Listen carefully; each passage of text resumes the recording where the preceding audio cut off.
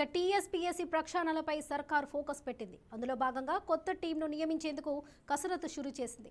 ఇప్పటికే application process ముగియగా commission చైర్మన్గా 2 ఐపీఎస్లతో పాటు 2 ప్రొఫెసర్ల పేరు ప్రముఖంగా వినిపిస్తున్నాయి. సీఎం రేవంత్ రెడ్డి విదేశీ పర్యటన నుంచి రాగానే టీఎస్పీఎస్సీ మెంబర్స్ నియామకంపై నిర్ణయం తీసుకునే అవకాశం ఉందని అధికారిక వర్గాలు చెబుతున్నాయి.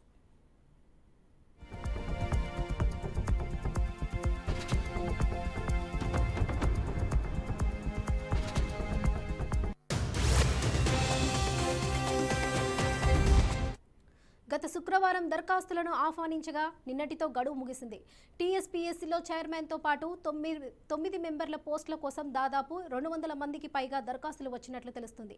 ఈమెయిల్ ద్వారా కూడా మరికొన్ని అప్లికేషన్స్ వచ్చినట్లు తెలుస్తుంది.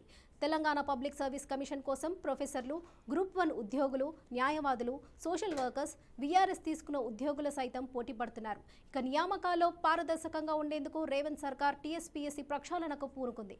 యూపీఎస్పీ తరహాలో టీఎస్పీఎస్సీని కూడా నిర్వహించేందుకు ప్రభుత్వం కసరత్తు చేస్తుంది.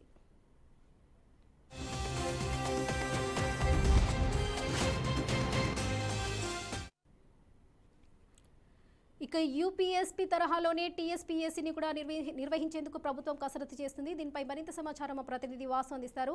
వాసు, చెప్పండి, టీఎస్పీఎస్సీ ప్రక్షాళనపై సర్కార్ ఫోకస్ పెట్టిందని తెలుస్తుంది. దీనిపై మరిన్ని అప్డేట్స్ చెప్పండి. Varalakshmi, Telangana public service commission సంబంధించి చైర్మన్ అట్లాగే 4 సభ్యుల రాజీనామాను గవర్నర్ ఆమోదించిన తర్వాత ప్రభుత్వం నోటిఫికేషన్ విడుదల చేసింది.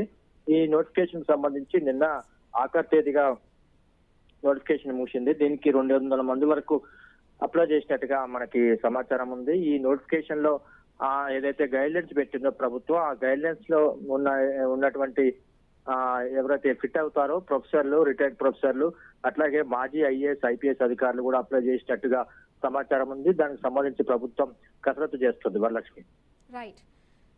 Right Vasu, thank you.